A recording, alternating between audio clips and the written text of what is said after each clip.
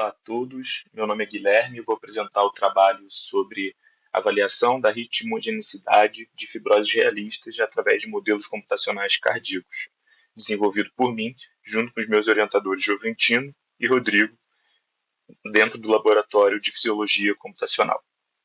Para começar, a nossa pesquisa busca ver o quanto que as fibroses influenciam na formação de arritmias para uma pessoa, para um paciente.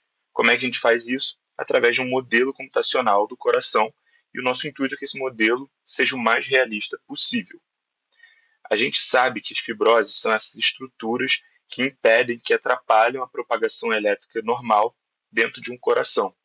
E isso pode levar a arritmias que podem levar à morte. Porém, essas fibroses podem ter características muito diferentes entre si. Aqui está um exemplo dos 4 tipos principais de fibrose de cortes histológicos, feito ex vivo, ou seja, com o coração já retirado do paciente. A gente quer, então, modelar esses 4 tipos de fibrose para avaliar como que elas influenciam no surgimento de arritmias. Mas como que a gente pode reproduzir nos nossos modelos computacionais esses tipos diferentes de fibrose? A gente se baseou nesse trabalho que usa campos de ruído para gerar os padrões que a gente busca, aqueles 4 padrões principais. É um código que vem em MATLAB, a gente faz uma transcrição dele para Octave, que é de código aberto, a gente coloca ele dentro de um tecido, essa região danificada dentro de um tecido, e aí a gente usa um software também desenvolvido pelo nosso laboratório, o Monoalg 3D, para fazer as simulações que a gente precisa. E aí, quais tipos de simulação são mais adequadas para o tipo de estudo que a gente quer fazer?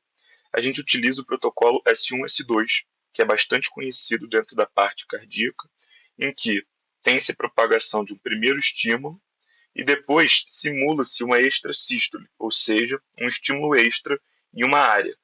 Esse tipo de protocolo, ele induz a arritmia. Então, a gente consegue capturar exatamente o que cada um dos tipos de fibrose tem de influência no surgimento ou não dessas arritmias. Para isso, a gente mede a janela de vulnerabilidade, que é uma métrica que diz exatamente qual que é o espaço de tempo em que essa extrasístole, esse estímulo extra, vai gerar uma arritmia.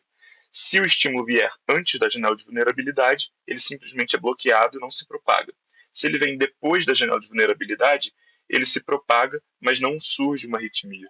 Se ele vem durante a janela de arritmia, ele forma esse formato espiral, que é exatamente para o nosso modelo 2D o que caracteriza uma arritmia.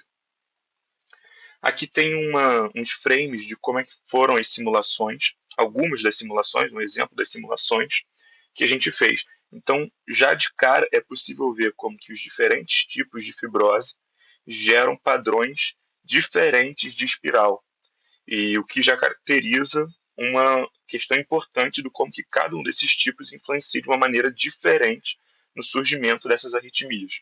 É válido ressaltar que um dos componentes presentes para gerar o campo de ruído, para gerar esse tipo de fibrose, é estocástico. Então a gente tem que variar bastante, fazer exemplos diferentes para ver o quanto que cada um tem influenciado para a geração dessas arritmias.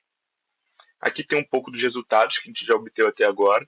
Então, para um tecido saudável, sem fibrose, a gente mediu uma janela de 74 milissegundos. Outro parâmetro que a gente variou para cada um dos tipos de fibrose foi a densidade, ou seja, o quanto que dentro daquela área selecionada para ser o tecido danificado, o quão denso ele está. É possível perceber que para as menores densidades, a gente já teve uma janela de vulnerabilidade maior do que no tecido saudável, mostrando como que para cada um dos tipos de fibrose, ele já é pró-arrítmico, ou seja, ele já aumenta o risco de uma pessoa ter o desenvolvimento de arritmias. Por enquanto é isso. Muito obrigado pela atenção de todos.